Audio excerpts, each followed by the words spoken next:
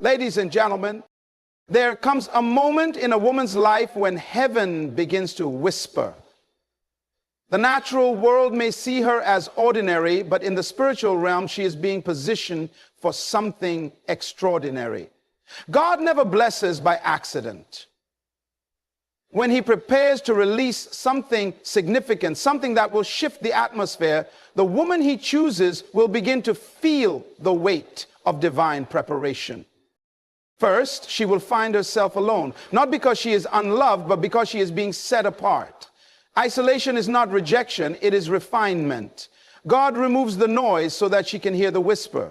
He cuts off distractions, not to punish her, but to protect the seed of what he is about to birth in her life. This kind of separation is sacred. It is a cocoon before the emergence of purpose. Then a strange restlessness will arise in her soul. She will begin to sense that where she is no longer fits who she is becoming. What used to satisfy her now seems shallow. The job, the people, the routine, none of it feels right anymore. This is not confusion. This is transition. It is the labor pain of destiny. Something is shifting, and her spirit knows it before her mind can process it. Suddenly, doors begin to close, not because she did something wrong, but because God is redirecting her. She prays, she plans, and yet the path seems blocked. But this is divine strategy. Closed doors are often more merciful than open ones because God sees the future. When he shuts one way, it is because he is preserving her for the right one. Don't mourn the door. Thank him for the protection. In this divine disruption, something else awakens, a hunger, a deep thirst for more of God. She begins to crave his word. She seeks his presence, not out of duty, but desperation. She's not chasing platforms or applause.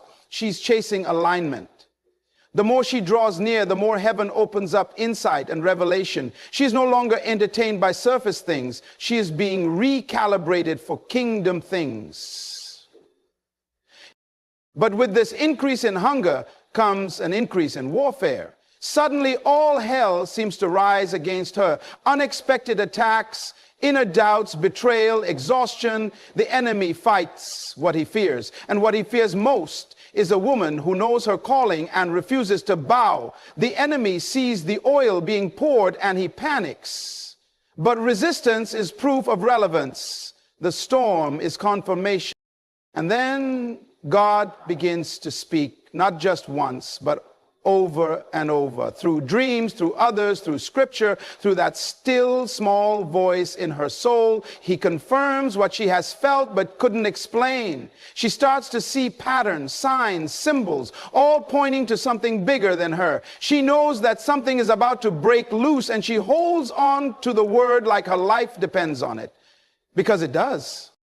Finally, a boldness rises within her, a fire, a knowing. Even when she doesn't have the full picture, she has peace. Even in the unknown, she walks with assurance. This is not pride. It is power under control, the kind of boldness that comes from surrender. The clarity she once begged for begins to come in waves. Her posture changes, her voice shifts. Her presence carries weight because heaven has backed her. Woman of purpose, if you are seeing these signs, don't run, don't doubt, don't shrink. You are not breaking down, you are breaking through. Something big is coming. And when God blesses, he does not bless halfway. He blesses exceedingly abundantly above all you can ask or imagine. When God is preparing to do something extraordinary in a woman's life, the first sign is often isolation. This is not a punishment, it is a divine strategy. God begins to separate her, not just physically from certain people and places, but spiritually from the noise and distractions that have diluted her purpose. Suddenly, she finds herself losing interest in conversations that once excited her. The friends she used to run to no longer understand her silence. The places she once found comfort in feel foreign and empty.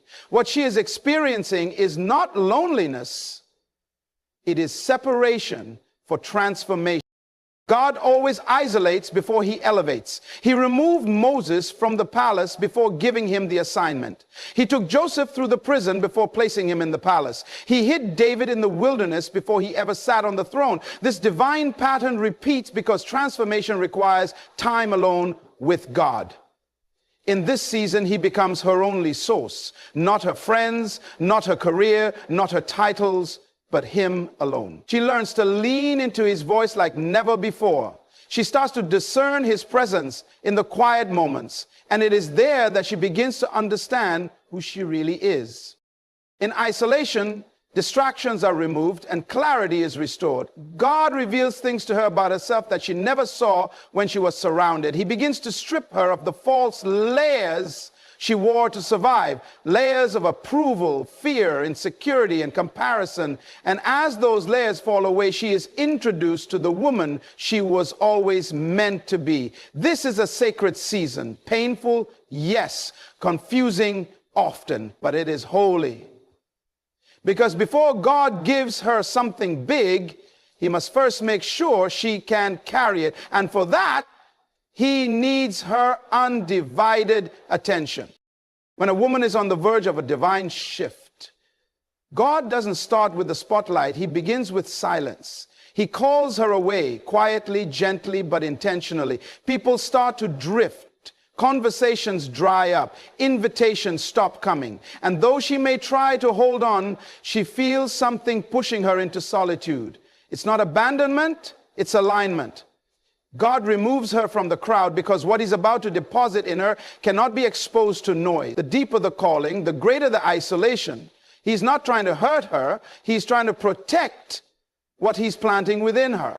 In this season, she begins to feel misunderstood. Even those closest to her can't seem to connect the way they used to. It's like she's speaking a language no one else understands. That's because God is downloading a new language of purpose, identity, and calling into her spirit. Her appetite shifts. She's no longer satisfied with surface level relationships or empty conversations. Her soul is craving something deeper, something eternal. And though she may feel like she's losing everything, what she's really gaining is herself.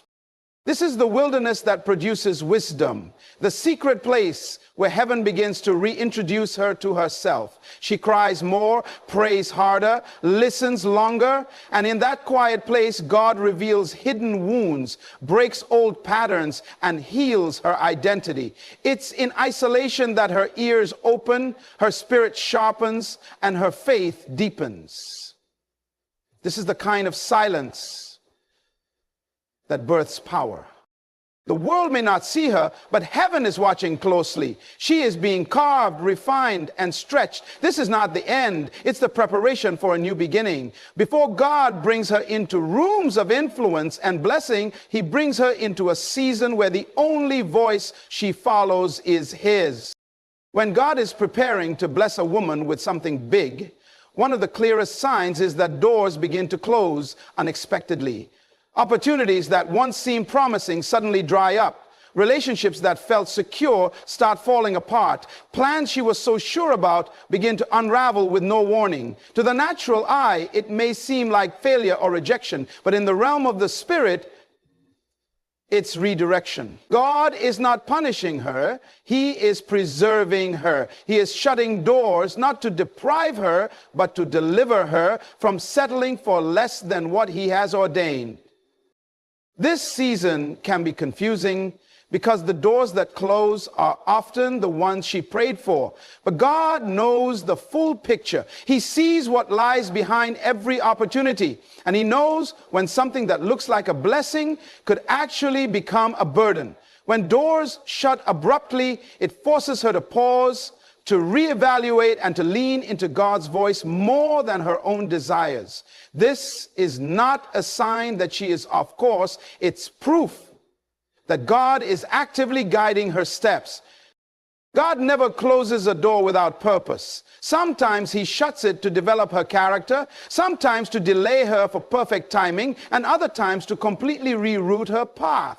Either way, every closed door is an invitation to trust him more deeply. In this place, she learns that her destiny is not in the hands of men, but in the hands of her Creator. The job she lost, the connection that ended, the opportunity that slipped away, they were never the source. They were simply tools. And when they no longer serve his purpose, he removes them. Because when he is preparing to open a door that no one can shut, he first closes every one that could limit her vision. When God is about to release something extraordinary in a woman's life, he doesn't just shift her surroundings. He awakens something deep within her spirit. A new hunger for his presence ignites. It's not manufactured or forced. It rises up suddenly, consuming her in a way that even she cannot explain. The things that used to entertain her no longer satisfy.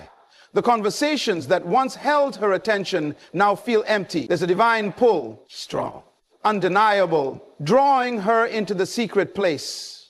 She craves stillness, longs for worship, and finds herself searching the scriptures not out of obligation, but desperation. This hunger is not ordinary. It is a divine invitation. It is the Spirit of God stirring her to come closer, to go deeper, to walk beyond the veil. And the more she responds, the more he reveals. In this season, she begins to discern the difference between religion and relationship. She no longer chases routine. She chases encounter. It is in this pursuit that she begins to hear God more clearly, sense him more intimately, and see herself more accurately. Her prayer life begins to shift. She's no longer praying just for things. She's praying for alignment, for understanding, for purity of heart. Her tears become her language. Her worship becomes her weapon. She's not looking for platforms. She's seeking presence. This kind of hunger cannot be taught. It must be birthed by God himself. And when it comes, it rearranges everything. This is how God prepares her for what's next. Before the blessing comes, he ensures she is anchored in him, not in outcomes. He deepens her roots so that when the weight of the blessing arrives, it doesn't crush her, it crowns her. Because what's coming isn't just big, it's divine. And only a heart that longs for him will be able to carry it. When a woman is on the edge of a divine breakthrough, the atmosphere around her begins to shift. And so does the resistance. Unusual opposition and spiritual warfare begin to increase, not because she is weak, but because she is becoming dangerous to the kingdom of darkness. The enemy doesn't fight what doesn't threaten him. But when a woman starts moving into alignment with heaven's agenda, when her identity begins to rise, when her hunger for God deepens and her distractions are stripped away, hell takes notice. And it responds with warfare designed to distract, discourage, and derail her. Attacks come from unexpected places. People she trusted begin to turn. Emotions become unpredictable. Thoughts she thought she had conquered resurface with intensity. Her sleep is disturbed. Her peace feels attacked. Her progress feels slowed. But none of this is random. It's strategic. It is the enemy sensing that something powerful is about to be birthed through her life. And like Pharaoh trying to destroy the deliverer before Moses was grown, the enemy launches an assault before the manifestation arrives.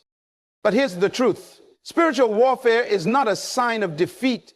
It is often the greatest confirmation that she is exactly where she needs to be. The pressure is proof of purpose. The intensity is a sign of the impact she's about to make. And though the battle may rage around her, she is not fighting alone. Heaven has already gone before her. The angels have been assigned. The Spirit of God within her is greater than anything that comes against her.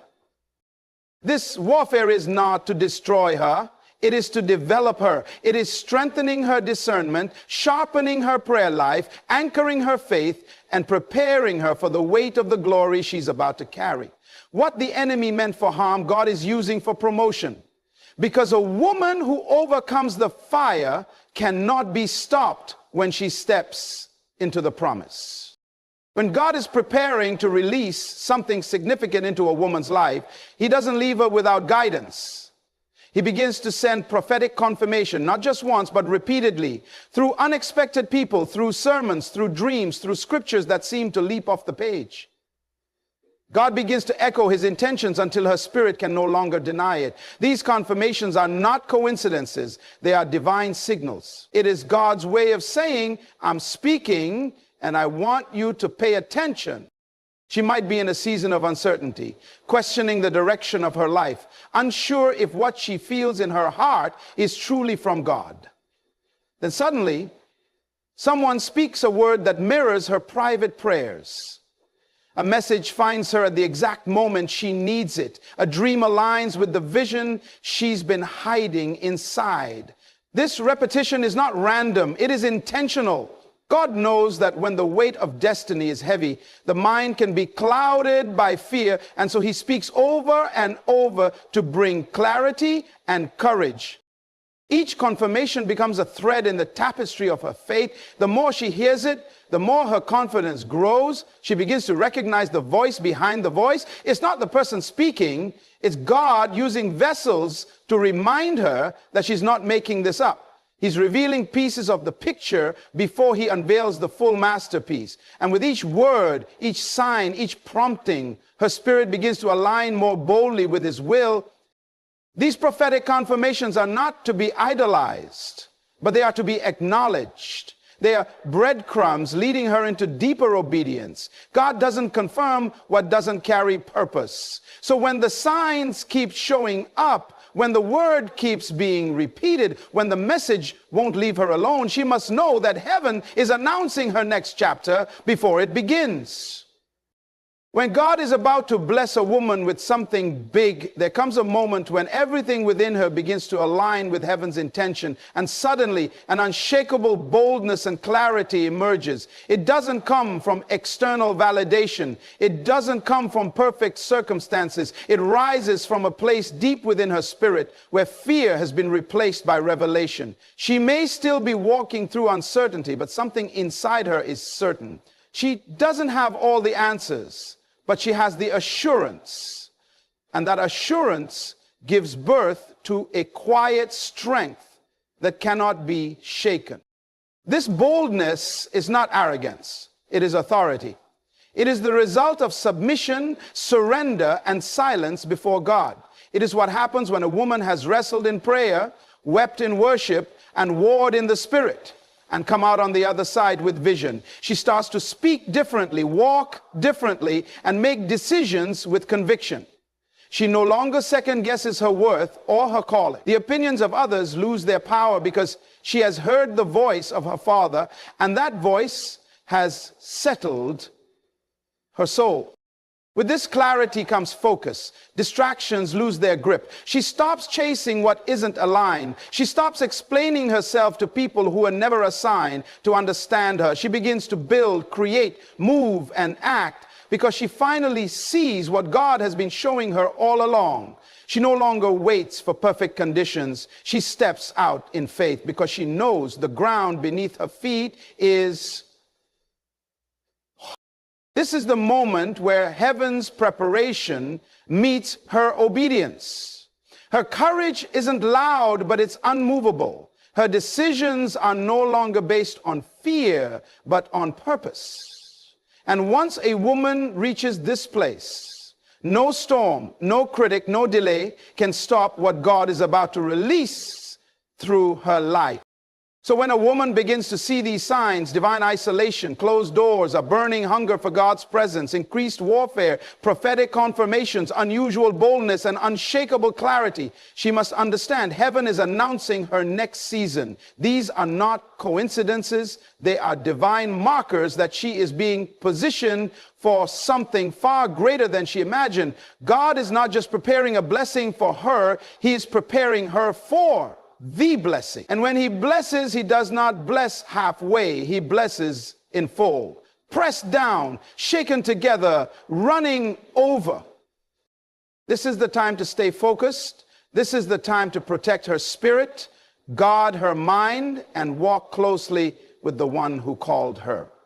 Because what's coming will require her to carry influence, favor, wisdom, and responsibility. It will demand maturity, discernment, and strength. And God, in his mercy, is making sure Let every sign be a reminder. She is not forgotten, overlooked, or delayed. She is becoming. Becoming the woman who can handle what God is about to release. Becoming the vessel through which heaven will move. And when the time is right, when the process has done its work, when her heart is aligned with his, God will reveal what he's been working on all along. And it will be big. Not for her glory, but not for her comfort, but for his kingdom. Because when God blesses a woman, it's never just about her. It's about everyone she will touch, lift, and lead as a result. The world better get ready, because she's not waiting for permission. She's been chosen, and her time is near.